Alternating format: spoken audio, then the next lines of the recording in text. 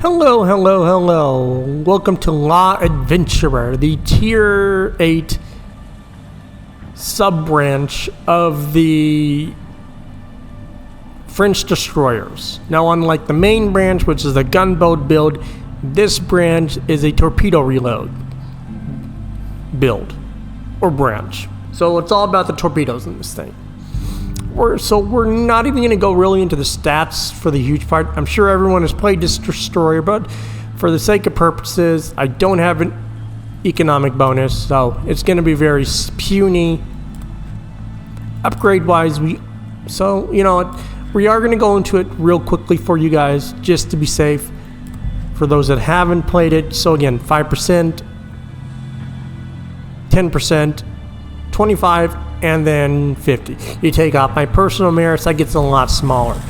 Upgrade wise, main armaments, engine room, torpedo mods 1, steering gears, and then concealment. Consumables, emergency power boost, so nothing real special on that. Armor wise, typical DD. Survivability, 17,550. Now our main captain is on the Cassard, so we won't be able to give you a full build, but we'll give you the build that we would recommend, of course. Guns, like I said, the whole thing about this thing is the torps. Now let's look at these torps for a second. They do 6 seconds, they are 125 seconds reload, they're 11 kilometers, they do a max damage of 19,533 with a 74 knot. Now, something we will highlight is this maximum damage threshold. So what that means is that max damage of 19,000, if these torps are being launched within that 6.5 range, they're going to do massive, massive damage. After that, the damage will go down, but not nearly as much as it was before they buffed it, before they buffed the threshold range. Before that, it was a lot smaller. And since they buffed this line with that threshold, it makes this line so much more comfortable. Absolutely. And I have a huge blast playing this ship. I had fun. And I got really, really lucky on this replay.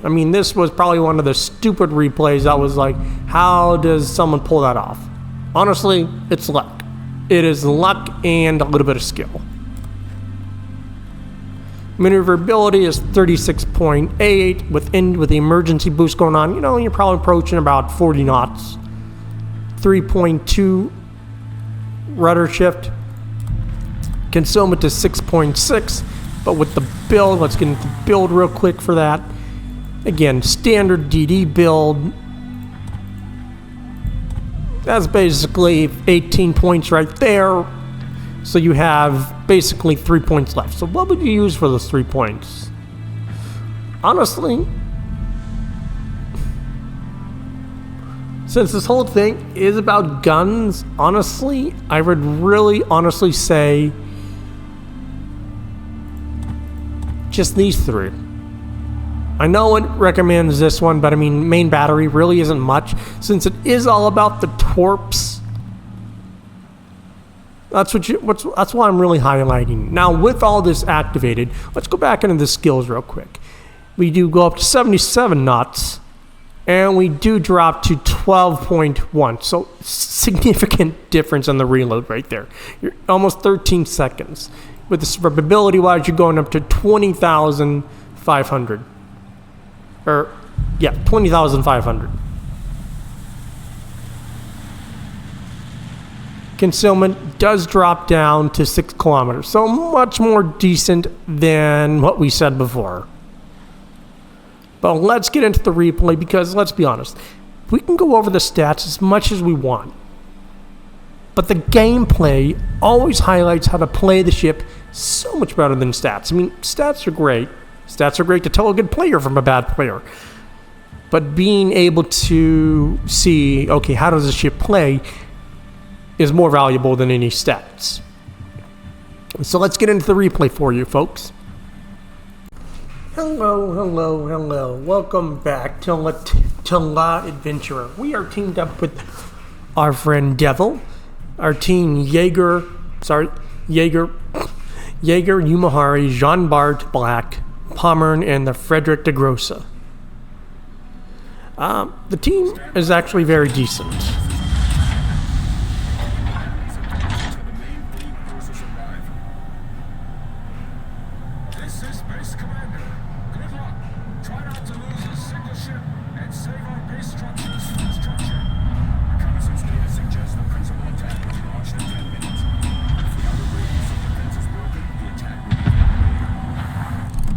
Now, going back to the names real quick, we have Tokapi 98.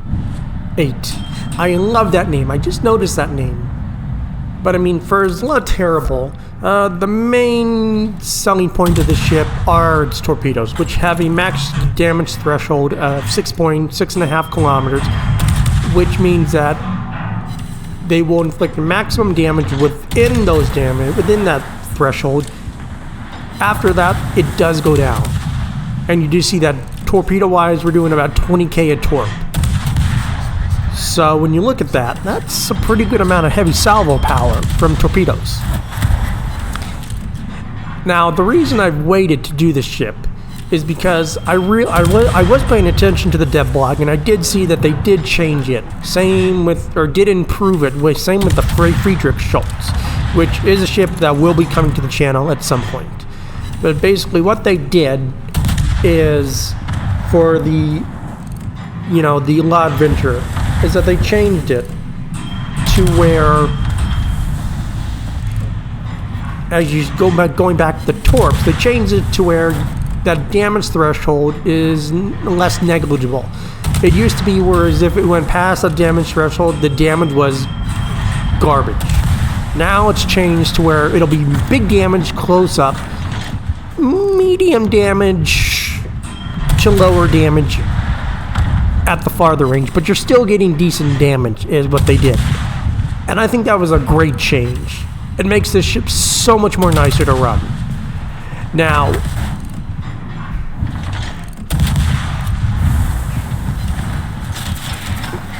now it's just a really nice ship. And I mean, they also did Friedrich Schultz and gave it an increase to knots, which is great. I think it went from 36.5 knots to 37.5 knots. I'd have to recheck the dev blog, but it was a substantial buff. It's a small buff, but it makes a huge difference for that line, even with the fact that it is engine boost. That German cruiser line, or German DD cruiser line, is much more easier to play. I have not played the Merkur yet, but I imagine it's significantly also more comfortable.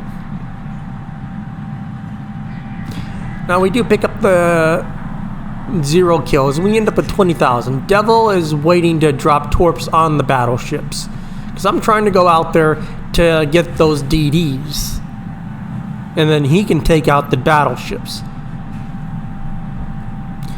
He is running a torpedo reload booster. We did make sure to tell him to do that. But the torps are the ship's main selling point. The guns, you do see me using the guns quite a bit, but only when my torps aren't really being used. For the most part, the torps are really the main selling point of the ship. And I really don't know why I launched that set on that first wave. I guess I wanted to see if I could get it, but you never know.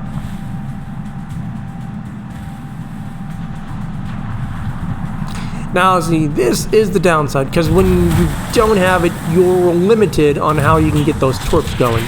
We do get one on the Kidda, not enough to kill it. We do drop another set. Jaeger's coming in with his guns, and he does have Jerzy Swirsky. I want you to keep an eye on him. That was a very special Jaeger. Devil's detected, so my torps will kill the Kidda, and he can go dark after that. He goes dark. Our torps miss on the Elbing. Okay, point blank range, look at that. That should be a super easy kill. That should be easy.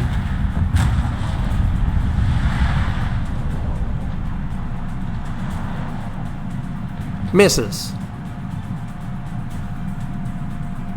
It's like he decided to go against the DD. Like, he screws up. He doesn't go for the DD. He goes for the battleship and then gets annihilated. And I think it was at that point when I kind of realized, yeah, this guy ain't that good. And you see, he completely missed his torps on the Amagi also. So, you get my kind of point. He really wasn't that good of a player. And you know, Devil's going for defensive ribbons for week 2 of the Laffy Dockyard. He had just... Was this his first? No, I think we did before this. We did. No, maybe this was the first one actually. I think this was the first one. The second one we did was a Jaeger match, and he did phenomenal. And we will bring that one to the channel just because that is. It's a good enough game to show out the Udaloy. We do manage to get 2 torps. Only 21,000, not enough to kill it though. If that third torp had hit it, we would have had it. Now this ship is great. It definitely needs a lot of points to run it. I think I'm running, what is it, a 15-point captain? I can't remember the exact number off the top of my head without looking at the original tech line intro part. But it definitely does need a pretty good setup to really run this ship. It's mainly a torp build. And honestly, just from the Law Adventurer, I'm really looking forward for the Cassard. And the Orange, that one I'm actually looking forward to.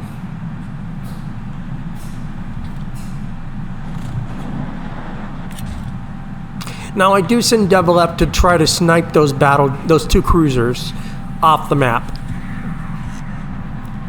Spoiler alert, he will die, and that is honestly totally on me because I never go up there that often. Roll Katsuki's the one that does that more often than I do. I will do it on the other side, on the J line, not so much on the 10 line. Just because it's a lot easier to do it on the J line than it is on the 10 line. And I'm kind of telling them, you know, right there. I should have told him more on the channel. That was honestly on my bad. I really screwed up. And it just shows that I'm not perfect. I can memorize a good amount of the spawns and the times and everything. But there is a thing of such of I'm limited. Now if that was Forgotten Void and his crew, oh absolutely they would have pulled it off.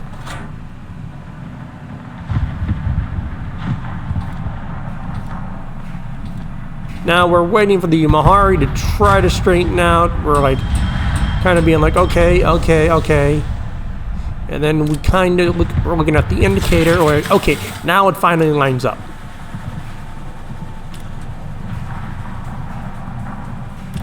Now we're in a really bad position. We're in a bad position because the L-Wing's there. We're looking at about 20-some thousand. We do get our torps off. We still have another 25 seconds on our other set of torps. Our torps will hit the Yamagiri and kill it. Nope, not even kill it. We do get 2 torps on the Yamagiri, or not the Yamagiri, but the L-Wing, and manage to kill it. The bad news is we're at only like 4,200 HP.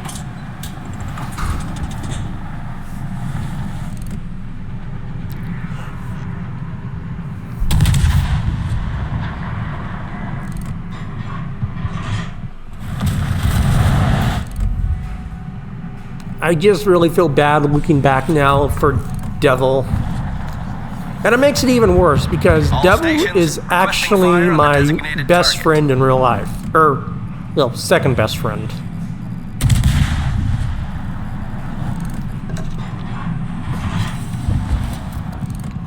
Obviously, you know, my partner takes the first spot, obviously. I was actually very, very worried here. Extremely worried, because I know if they cross it, Devil's thing is going to be completely, you know, screwed. We do manage to pick up the Hindenburg, just barely. Just barely. I mean, he's literally right there. Too close. In all honesty, he kind of did cross, as you can look at the mini-map. Let's blow that up for you right now. And you can see, looking at it, he just barely missed it. I mean, he was literally right on the cusp of it. Maybe about another like 2 seconds, 2 or 3 seconds, and it would have counted. Like, it's extremely close. Now, blowing that up for Devil, I really should have sent him to basically D, right where the Venezia spawns. That's on my bad. I really screwed up.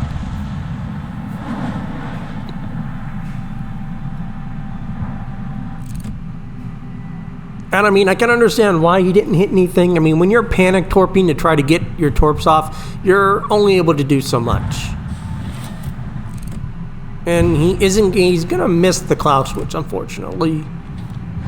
To be honest, it might have been actually a better thing in hindsight had, you know, had everything kind of spawned in. It would have been good for him, because he would have been even in a better position to torp everything. So that really is disappointing on my part for him.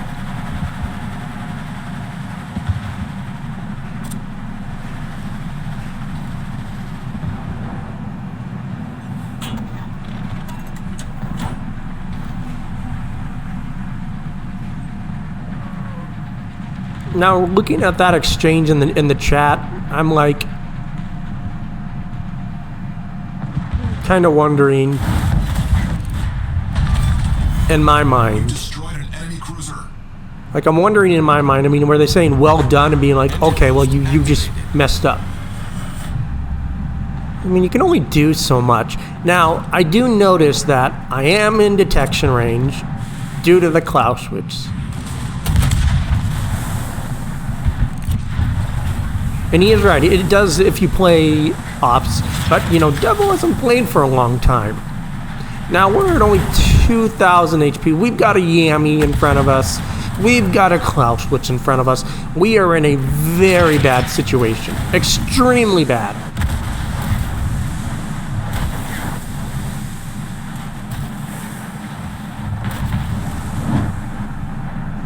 We do go dark. Thankfully, we do have shots coming in. They do miss us. Our first set unfortunately misses. Now, since that first set of torps went by, his hydro is activated. So I will be getting hydroed. If that thing right there's the hydro. There's the shots. That could have honestly really killed me right there. Now I'm detected for 12 seconds. There's the Yami shells.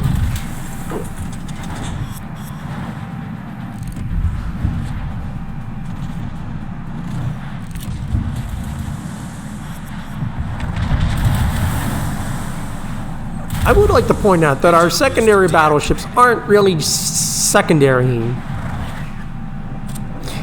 Now remember, the Yamahari is the only one down on the south. He's the only one down on the south.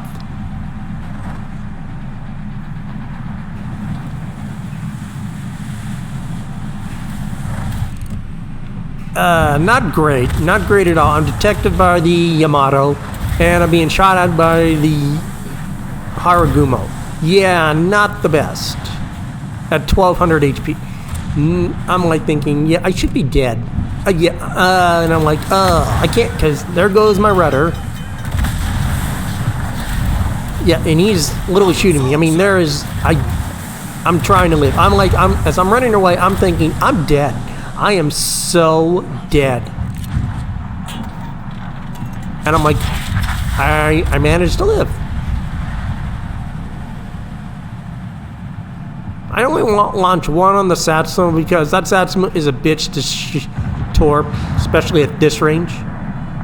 And yeah, it's not the funnest. Now we do have the Elbing show up.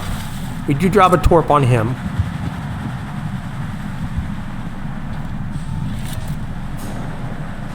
And now we're going in to help. Now, the Piedemonte is kind of out there.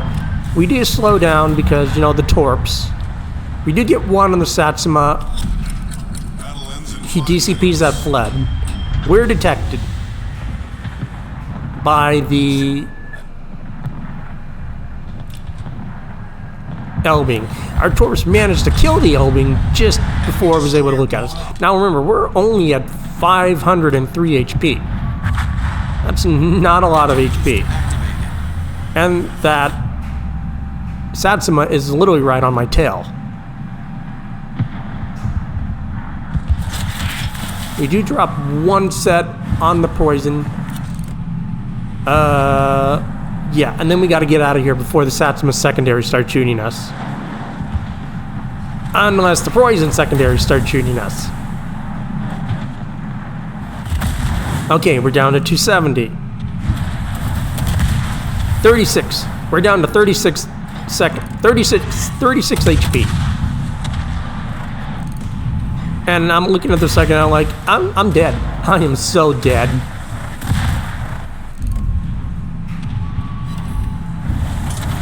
We get 3 torps, 30,000. We do have a flood ticking on that thing, though. And our torpedoes have respawned. So we drop another set, and then we bug out like hell. Because we are, unfortunately, we're going to get away, but with 36 HP,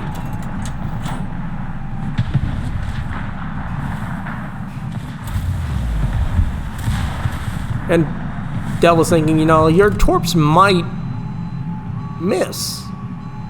And I'm like, well, I got past. I'm going to get it with 1.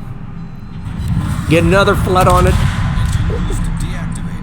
And the flood picks it up with 267k.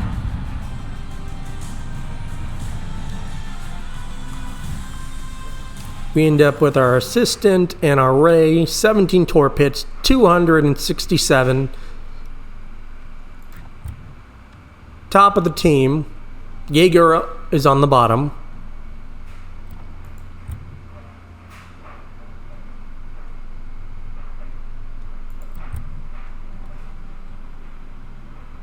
So not a bad game at all, not a bad game. I hope this helps you play this ship. This line is very technical. It requires a lot of thinking, per se. And that is a skill that most players don't have anymore. You've got to know the ships. You've got to know a lot to really make this ship work. It's a very great line to go up, but it requires a lot of micromanaging and a lot of knowledge to really understand how to play it. And you also need a lot of luck.